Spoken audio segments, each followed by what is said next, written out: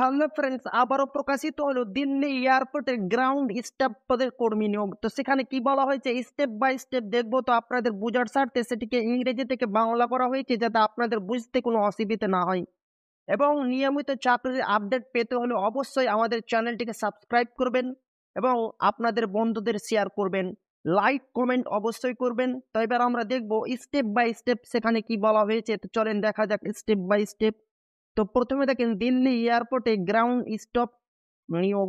তো সেখানে কি বলা হয়েছে, এখানে দেখেন airport ground staff job vacancy 2024। যে সকল ইচ্ছুক প্রার্থীরা চাকরির সন্ধান খুঁজছেন তাদের সকলের জন্য সুখবর। ভারতীয় এয়ারপোর্টের পক্ষ থেকে গ্রাউন্ড স্টাফ পদে কর্মী নিয়োগ বিজ্ঞপ্তি জারি হয়েছে। পদের নাম দিল্লি এয়ারপোর্টের পক্ষ থেকে সকল ইচ্ছুক প্রার্থীদের নিয়োগ করা হবে গ্রাউন্ড স্টাফ পদে। এই সেই পদের নাম, গ্রাউন্ড স্টাফ পদে আপনাদের নিয়োগ করা হবে।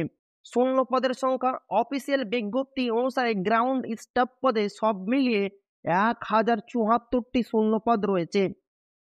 যোগ্যতা কি রয়েছে, গ্রাউন্ড স্টাফ পদে আবেদন করার জন্য ইচ্ছুক ও যোগ্য প্রার্থীদের শিক্ষাগত যোগ্যতা প্রয়োজন উচ্চ মাধ্যমিক পাস। আপনারা যদি উচ্চ মাধ্যমিক পাস হন তাহলে আপনারা এখানে আবেদন করতে পারবেন, কোনো সমস্যা হবে না।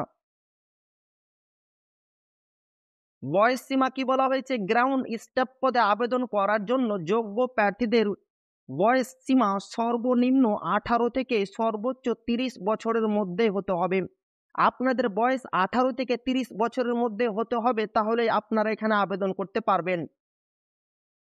তারপরে দেখেন বেতন কি রয়েছে, গ্রাউন্ড স্টাফ পদে চাকরি পেলে ইচ্ছুক প্রার্থীদের প্রতি মাসে বেতন দেওয়া হবে 25,000 থেকে 35,000 টাকা। আবেদন পদ্ধতি কি রয়েছে, আগ্রহী প্রার্থীদের এখানে অনলাইনের মাধ্যমে আবেদন করতে হবে।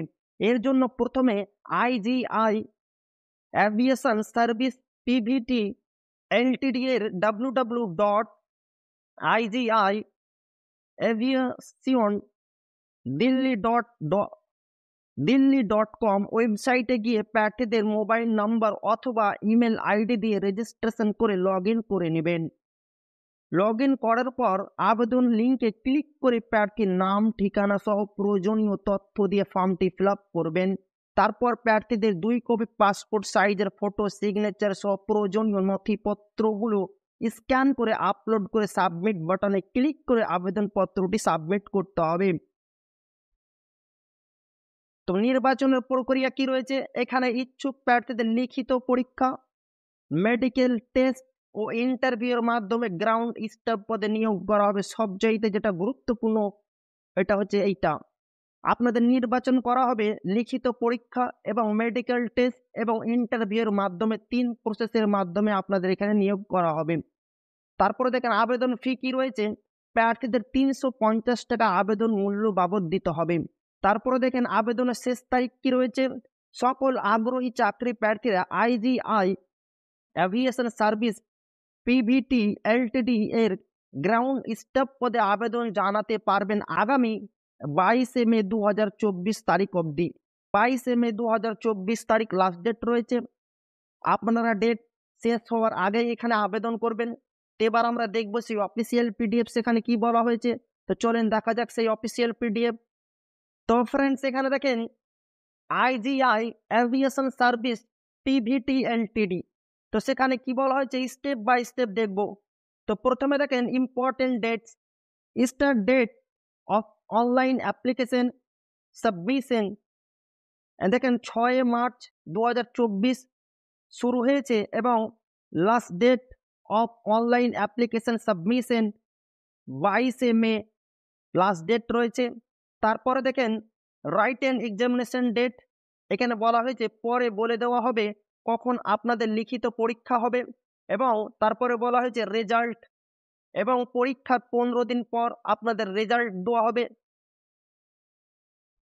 তো এখানে দেখেন position, eligibility, age, number of seats, এখানে দেখেন এক্সপেক্টেড স্যালারি, এখানে দেখেন এয়ারপোর্ট গার্ড স্টাফ যে পোস্ট রয়েছে। এলিজিবিলিটি দেখেন অবশ্যই আপনাকে 10 +2 অ্যাবভ ফ্রম রিকগনাইজড বোর্ড। অবশ্যই আপনাকে উচ্চ মাধ্যমিক পাস হতে হবে, তাহলে আপনারা এখানে আবেদন করতে পারবেন। এবং আপনার বয়স 18 থেকে 30 বছরের মধ্যে হতে হবে।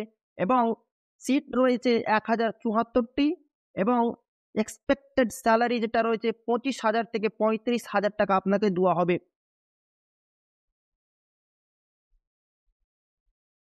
তো এখানে দেখেন note, both males and female may apply, fresher can also apply. এখানে বলা হচ্ছে ছেলে মেয়ে উভয় এখানে আবেদন করতে পারবেন এবং যারা ফ্রেশার রয়েছে তারাও আবেদন করতে পারবেন, কোনো সমস্যা হবে না। তারপরে দেখেন aviation airline certificate or diploma not required. এখানে বলা হচ্ছে কোনো ডিপ্লোমা, কোনো এয়ারলাইন সার্টিফিকেট কোনো কিছু আপনাদের লাগবে না। তারপরে দেখেন 12th class result awaited candidates may also apply. আপনারা যদি শুধুমাত্র উচ্চ মাধ্যমিক পাস থাকেন তাহলে আপনারা অনায়াসে এখানে আবেদন করতে পারবেন, কোনো সমস্যা হবে না। এখানে বলাই হচ্ছে উচ্চ মাধ্যমিক পাস যদি আপনারা থাকেন আবেদন করতে পারবেন। তারপরে দেখেন রাইটেন এক্সাম সিলেবাস কি রয়েছে, এখানে দেখেন রাইটেন এক্সাম, এখানে দেখেন ডেসক্রিপশন অফ এক্সামিনেশন, এখানে number of question, time, marks. এখানে দেখেন জেনারেল অ্যাওয়ারনেস থেকে 25 মার্কস থাকবে। এখানে দেখেন অ্যাভিয়েশন নলেজ থেকে 25 মার্কস থাকবে। তারপরে দেখেন ইংলিশ নলেজ থেকে 25 মার্কস থাকবে। তারপরে দেখেন অ্যাপটিটিউড অ্যান্ড রিজনিং থেকে 25 মার্কস থাকবে। টোটাল কিন্তু 100 কোশ্চিন থাকবে এবং আপনাদের সময় দেওয়া হবে 90 মিনিট সময় থাকবে এবং মার্কস থাকবে 100। তো ফ্রেন্ডস এখানে দেখেন ডিটেলস অফ সিলেবাস, এখানে পুরো সিলেবাস ক্রাইটেরিয়া বলে দেওয়া হয়েছে। আমার ভিডিও ডিসক্রিপশন বক্সে আমি লিঙ্ক দিয়ে দেবো, সেখান থেকে আপনারা স্টেপ বাই স্টেপ দেখবেন। এখানে পুরো সমস্ত কিছু বলে দেওয়া হয়েছে সিলেবাসের ব্যাপারে। তো আপনারা আমার ভিডিও ডিসক্রিপশন বক্সে আমি লিঙ্ক দিয়ে দেবো, পিডিএফ লিঙ্ক, আপনারা সেখান থেকে গিয়ে স্টেপ বাই স্টেপ দেখবেন। তো ফ্রেন্ডস এখানে দেখেন সেন্টার্স ফর এক্সামিনেশন, কোথায় আপনাদের এক্সাম হবে সেই পুরো ক্রাইটেরিয়া এখানে বলে দেওয়া হয়েছে। এখানে দেখেন seats Bihar and Uttar Pradesh. Examination centre দেখেন আগ্রা, গোরখপুর, কানপুর, লখনৌ, প্রয়াগরাজ, বারাণসী, পাটনা, এই সমস্ত কিছু এখানে বলে দেওয়া হয়েছে। আমার ভিডিও ডেসক্রিপশন বক্সে আমি লিঙ্ক দিয়ে দেবো, সেখান থেকে আপনারা স্টেপ বাই স্টেপ দেখবেন। এখানে সমস্ত কিছু বলে দেওয়া হয়েছে। সবচাইতে যেটা গুরুত্বপূর্ণ সেটা হচ্ছে এইটা, এখানে দেখেন সিলেকশন অফ ক্যান্ডিডেটস, আপনাদের কিসের মাধ্যমে সিলেকশন করা হবে সেটাই হচ্ছে সবচাইতে গুরুত্বপূর্ণ বিষয়। তো এখানে দেখেন 1 নম্বরে কি বলা হয়েছে, এ candidate has to first appear for a writing test. এখানে বলা হচ্ছে একজন প্রার্থীকে প্রথমে লিখিত পরীক্ষার জন্য উপস্থিত হতে হবে। 2 নম্বরে কি বলা হচ্ছে, candidate who qualify in the written test will further appear for the first round of interview in the company's register office at Delhi. Date and timing for the interview will be mentioned in the call letter, which will be uploaded on the website. এখানে বলা হচ্ছে লিখিত পরীক্ষার যোগ্য প্রার্থীদের দিল্লিতে কোম্পানির নিবন্ধিত অফিসে ব্যক্তিগত সাক্ষাৎকারের জন্য আরও উপস্থিত হতে হবে। সাক্ষাৎকারের তারিখ এবং সময়কাল লেটার উল্লেখ করা হবে, যা ওয়েবসাইটে আপলোড করা হবে। সেখান থেকে গিয়ে আপনারা স্টেপ বাই স্টেপ দেখবেন। তারপরে দেখেন এখানে বলা হচ্ছে best on the combined performance of the written test and personal round of interview, a candidate would be shortlisted for final selection subject to successful completion of their character attendance verification followed by medical test.